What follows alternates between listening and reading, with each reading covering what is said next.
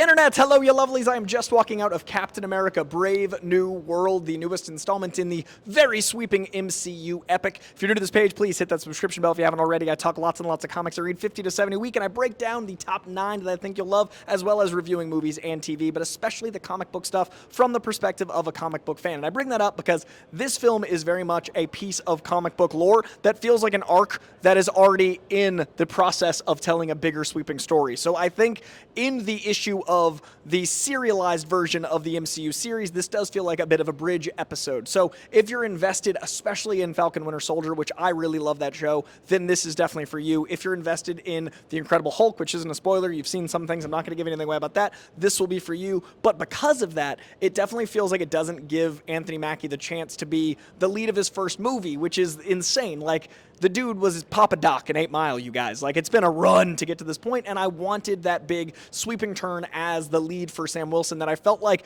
there were so many moments where Anthony Mackie was commanding the screen and driving this plot, and then as soon as there would be like an option to dive deeper, it would take a left. And as soon as there would be an option to dive into something that was more politically charged and more just charged in general, they would distantly go into an action set piece. And I don't usually notice that in Marvel films. I don't usually notice that in comic films because I'm usually so invested in the comic elements of the story that it does make me aware that this film went through a number of trials and tribulations and reshoots because I could see a lot of really interesting movie and then it would pivot and pivot and pivot. Now, what it does do well is build stakes. I think the first act of this film is where I struggled the most with here's this thing and here's these characters and here's what's going on. But when it finally hits the ground running, it only ebbed a couple times. It pretty much flowed. And overall, the experience of hearing Harrison Ford, talk about things in comic books is such an honor. Hearing the man say adamantium, I will not even lie to you, there was a gasp that elicited from me, and that is worth the time alone to be like, oh, he said that thing, but it's also Harrison Ford. Crazy. But I do think the film, if it was trimmed up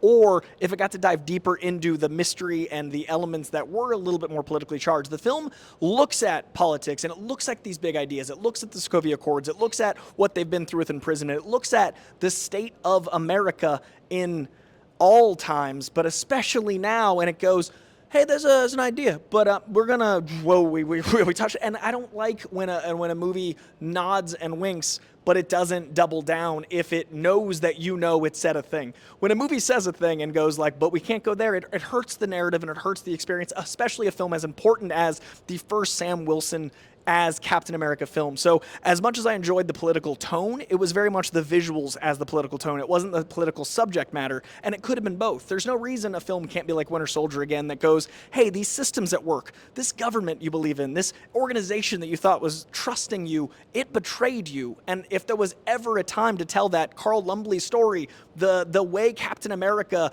was imprisoned, that first Captain America, Cy Bradley, imprisoned for 30 years, they dive into that in a really wonderful way, halfway. And I really could have loved more of that. So the film itself is enjoyable, but it could have been rich while enjoyable. This could have been nutritious instead of just a nice meal. I feel like I enjoyed my time eating this salad, but it was too many croutons or too many pieces of tomato as opposed to like having that chicken, having nutrition, feeling nourished. I'm leaving hungry for the pieces that I started dabbling in. Now, that said, the movie itself also, if you're this deep into the review, this is a minor spoiler for context. The movie gave too much away in the trailers to the point where, like Age of Ultron, I was thinking about stuff that I knew was coming, and that also hurt the moments that were leading up to it. I'm going to do a full spoiler review on Friday, and I can actually discuss those things, but in the meantime, I was thinking like, man, what would it have been like if I didn't know this big toy was released at McDonald's 2 years ago? What would it have been like if I wasn't thinking about where this had to go narratively to make sense as a movie? What if the risks were higher? So I think overall it was a serviceable film, and that hurts me to say because I feel like people half liking it and half not is kind of the experience of watching the film. There are half measures done throughout the film, and like Breaking Bad, no more half measures. You want to dive into this stuff, especially when it's something as important as Captain America in 2025, especially when it's as important as Sam Wilson as Captain America, especially when it's Danny Ramirez playing Falcon as well as he does, and it gets to start these conversations without actually finishing them. And I know that Marvel's a big corporation. I know that Disney's a big corporation. I know there are shareholders and stockholders, and you don't want to look at half of your audience and make them uncomfortable. But I think we live in an uncomfortable world, so you could have made them a little bit more uncomfortable. I think we live in a world that needs to look at things head on and go, I'm not going to just leave this, I'm going to at least comment on it. And comics are a commentary on our world. Comics are a Trojan horse of morality. Comics are about looking at myths that we ourselves are writing in real time and going, how do we get better? And I feel like the film looked at moments where it could have said, hey, be better, and then it was like, we're going to let you figure that out. And I just wanted more of the moments where I felt compelled to lead like I did in Winter Soldier, like I did in Civil War, like I did when I read comics about these characters. So I think it got very close very often, and then the committee element really hurt the experience of it being a singular entity. So I liked it, I didn't love it, I went in wanting to love it, and that's okay, but I always want more. So let me know what you think in the comments below. I also would love to know what you guys think of when films are made in a politically charged environment and they have to go this way. Would you rather, like a lot of people on the internet that are just yelling at me right now, want no politics in movies when it's called Captain America Brave New World? Would you rather movies stay the course and kind of stay just general action? Or would you rather stuff be more like, I mean, even The Fugitive has like bold things to say, even movies that are not politically by their nature. Fugitive is the best movie.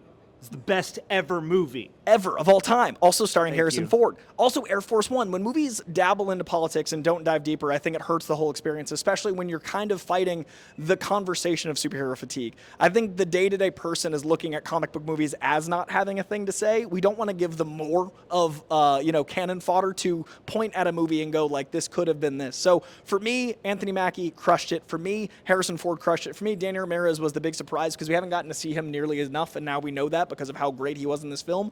But even the post-credit scene, and there is one, even the post-credit scene felt like it was, we need a post-credit scene, let's say something that will pay off later, and we very much got Age of Ultron. Age of Ultron was a lot of really cool ideas that retroactively were made important. I feel like this movie has a lot of really cool ideas that once we get a few movies in, are gonna be like, oh, they planted that seed, but I still want the movie itself to feel as important and big as it needs to. So overall, I really do think it is something that's gonna lead the MCU forward in the right direction with context. Overall, I think it's a movie that is worth the MCU serialized experience, but I don't think it stands on its own in the way Winter Soldier does, and it deserves to. I don't think it stands on its own in the way that Civil War does, and it deserves to, especially when it calls back to so many ideals and concepts that I love so very dearly. So anyway, let me know what else you guys would want out of Brave New World. Let me know what the movie could have done differently once you've seen it. This is the non-spoiler review. I'm going to be diving into a spoiler review. I do think also that the Hulk is such a beautiful metaphor for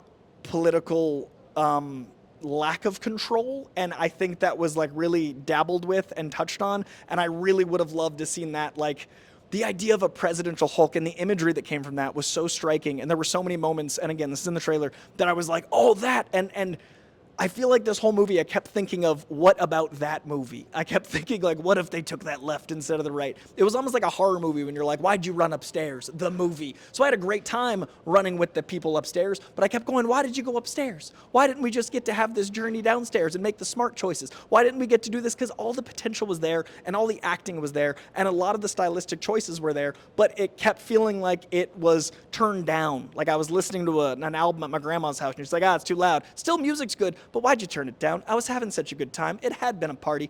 There are so many metaphors in this review, and it's because I want to talk spoilers, and I'm trying so hard not to ruin anything because the trailers have done enough damage that I'm really struggling, but I hope you enjoy it slightly more than I did. I hope there is a bit more of freedom in your experience. I hope that the movie, maybe you don't like politics as I think comic books are, and you get more out of it being a little bit more neutral. But overall, I do think the trailers gave away too much, and overall, I do think it could have been a little bit more comically charged, and I do think the villain in the film was underserved by it not being bolder. I think the villain in the film had a lot of potential, especially with the legacy that it's building on, and especially with how much the fandom wants that legacy. And the last thing I will say of this experience is we finally got the Hulk that people have been begging for. We finally got like a rageful Hulk in a context, and it was just as terrifying as we hoped. The visuals were just as impactful as they hoped, and they had more layers on top of it, and it really underserves a film that took its time not saying anything to have so many broad, bold images and finally return to form for the Hulk, for it to feel like it was a little too late once it got to that point because of the trailers. So I don't know how you market a film to try to sell stuff without giving stuff away, but I just think that we need to go back to finding a way where people aren't running the show before it's even out. Like, there are people on the red carpet at the premiere I wish I didn't know were in, because it affected my experience. But I digress. Let me know in the comments below. I've said that 10 times, but I mean it. I want to read about this one. I want to know what you thought. Let's make this like the back of a comic store, civilly having a conversation. I would love to hear your thoughts, genuinely and truly. Also, hit that like while you're there. Hit that subscription bell, doing a 50 comic giveaway when we hit 50K, and I hope to see you there. Much love. I'll see you guys soon. Leave a comment.